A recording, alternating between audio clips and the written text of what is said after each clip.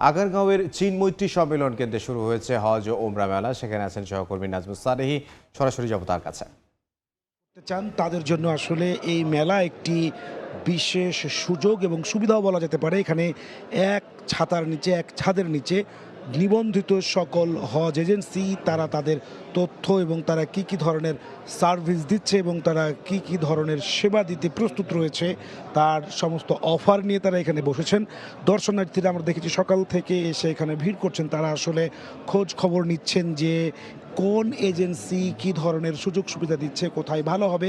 এবং দর্শনার্থীদের সঙ্গে আমরা কথা বলে জানতে পারছি তারা বলছে আসলে অন্য জায়গা থেকে মধ্যস্বত্বভোগী কিংবা সরাসরি হজ এজেন্সির সঙ্গে অন্যভাবে কথা বললে প্রতারণার সুযোগ থাকে। এই জায়গাতে যেহেতু শুধুমাত্র সরকার কর্তৃক নিবন্ধিত 143টি হজ এজেন্সি এখানে তাদের স্টল দিতে পেরেছে বা তাদের যে কর্মসূচি রয়েছে সেগুলোকে তারা তুলে ধরতে পারছেন, সুতরাং এখান থেকে প্রতারিত হওয়ার সুযোগ সংখ্যা অনেকটাই কম, যে কারণে তারা এখানে এসে খোঁজখবর নিচ্ছেন। এখানে শুধু যে হজ এজেন্সি রয়েছে তা নয়, আমরা দেখেছি বিভিন্ন আর্থিক সেবাদানকারী প্রতিষ্ঠান আছে, এয়ার টিকিট যারা বিক্রি করেন, বিভিন্ন যারা ফ্লাইট পরিচালনা করে থাকেন সে সমস্ত এজেন্সিগুলোর পক্ষ থেকেও কিন্তু নানা ধরনের অফার এবং তারা কিন্তু কি সুযোগ সুবিধা দিয়ে থাকছে। যে বেসামরিক বিমান যে পরিবহন রয়েছে, যারা এই ট্রাভেল এজেন্সি যারা রয়েছেন তারাও কিন্তু এখানে এসে তাদের বিভিন্ন ধরনের সুযোগ সুবিধা তুলে ধরছেন।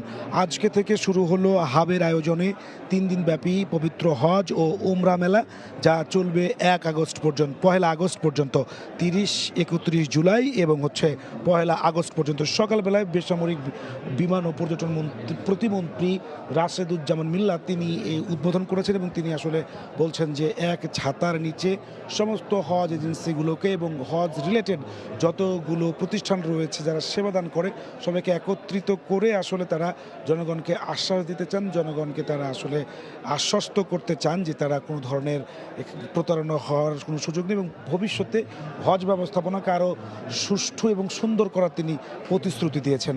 এই ছিল আমার কাছে পবিত্র হজ ও ওমরা মেলা থেকে সর্বশেষ।